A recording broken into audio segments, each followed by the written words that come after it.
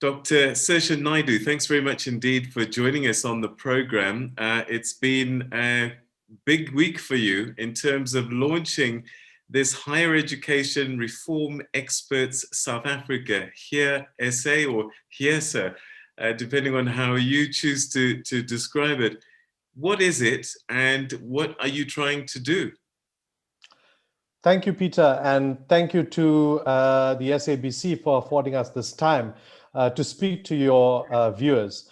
I think the pandemic, the financial crisis, and the head-on confrontation of racial issues, both in South Africa and globally, has given rise to a crisis in higher education. And we saw the need to create a network of experts in higher education that would reform the sector from the inside out. So these are embedded educators, people that sit in institutions, people that before the pandemic were standing before chalkboards, people who were teaching the workforce of tomorrow, that have taken a decision to come together and create a community of practice to better prepare our South African students for the new normal. So I understand that you've borrowed from the European model. What lessons have been learned from what they've been able to do that you hope to bring to South Africa? So these networks, or HERES as they are called, have been established in Europe for some time now.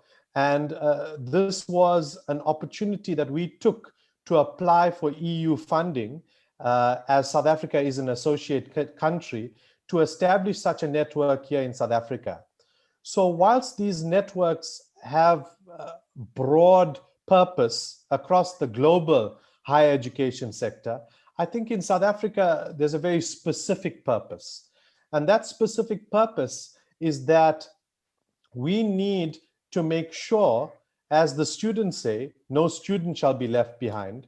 We want to make sure that no educator is left behind.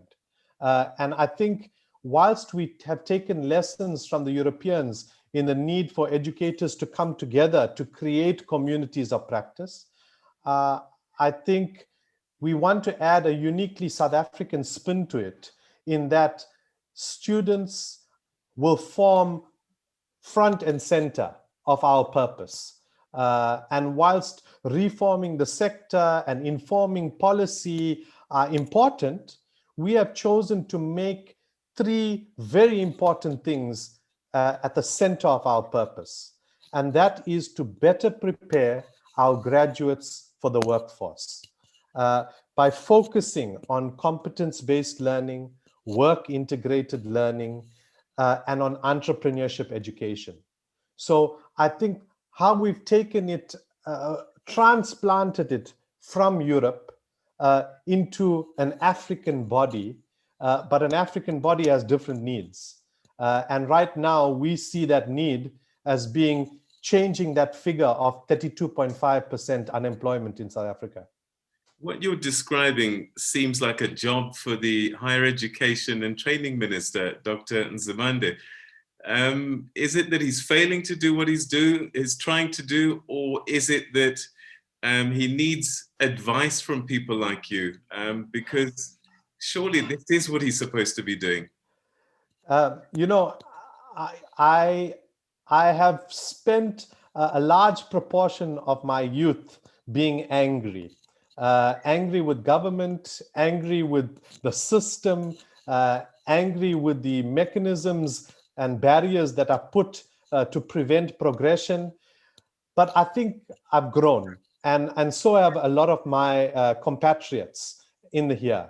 And I don't think it's a minister's role entirely. I think it's time for us as educators to take responsibility for our strengths and weaknesses, and take responsibility for our sector. The Fees Must Fall movement was a very profound moment in South Africa's history. I think it's a point where students actually became the teachers. They took responsibility for the challenges that they were facing. And we want to take responsibility now as a sector, as educators, for our own reform. Yes, government should help us facilitate this reform, but I think government has developmental challenges that are far beyond their ability and capacity right now. And I think we have to share in this responsibility. And forming this network is part of sharing in this responsibility. It's part of saying to the minister, we're talking to each other and we want to talk to you. All right, so does it begin with a conversation amongst yourselves of what needs to be fixed? And once you've decided, you do what you can, and then you get government to join in areas where they need to. For example, maybe influencing policy. Yes. So perhaps some background for the viewers. This here was inspired by Europe, but was actually brought to reality by the Technological Higher Education Network South Africa, or TENSA, which is a South African-bred, South African-owned consortium of technology-focused universities. And TENSA has spearheaded this. So, and by spearheading it from the South African landscape, TENSA has immediately created relationships and corridors of communication with government. Our CEO, Anshu Padyachi, for example, is a very seasoned academic that has spent her time at a number of institutions. And what we're trying to do is achieve this intergenerational leadership in higher education by bringing people that are seasoned academics like Dr. Padyachi together with younger academics, younger educators, to create, and I keep saying, this community of practice. I keep hearing you talk, but one of the things that keeps going through my mind is, surely these conversations have happened before. Surely educators have got together and said, look, we have to do something. What's different about this initiative and this group of experts that's going to succeed where perhaps others have struggled? So usually it has been a top-down approach, with government telling the educators, get together, start talking about these challenges, come to us with solutions. And this is bottom-up, actually, in the sense that the educators themselves have come together. And let's look at the representation. The founding members of HERESA are 6 technology-focused universities. Universities that are faced with historical challenges, that are saying, okay, we understand that we have institutional challenges, but we also have sector-based challenges. And I think what's different compared to the conversations that have happened prior to this, and are happening in a number of circles across the country, what's different is that we have a very, very focused agenda. Entrepreneurship education, work-integrated learning, competence-based learning, to better prepare the workforce of tomorrow. So I think that focused agenda, as opposed to looking at all the challenges on the table, sets this initiative apart from the rest. How do the students factor into this? Are they part of helping this conversation along? So a number of the activities that have been planned for the next 3 years involve direct engagement with educators and students. And I think there's a move across the world for students to become partners in the creation of knowledge. And I keep going back to the Fees Must Fall movement. I mean, it taught us as educators something. And I think we sometimes underestimate the value of life learning as opposed to, traditional learning and academic learning. And I think education has evolved. The pandemic has taught us that brick and mortar universities are something of the past. Think about the things that this pandemic, this student movement has given rise to. Our move to digitalization, the employment of software and hardware at institutions and in students' homes that never existed before. This ability for educators to connect on a personal level with students through platforms such as Zoom and online learning platforms. So I think the students are integral in this.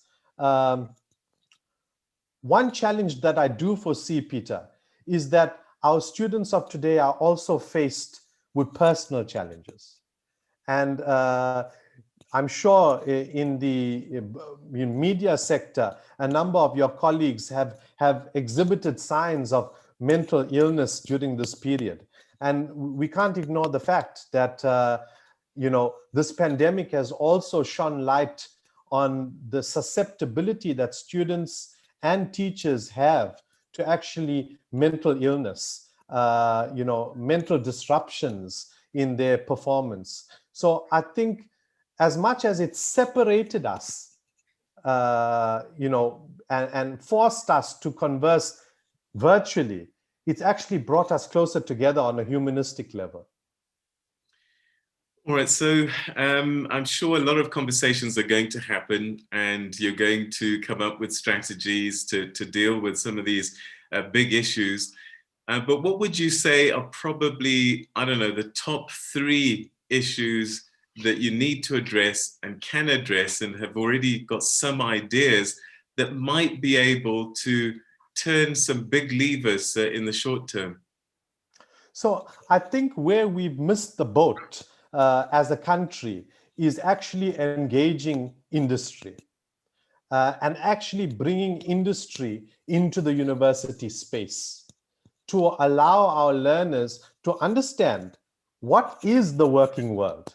So that's one area where we want to bring industry closer, right?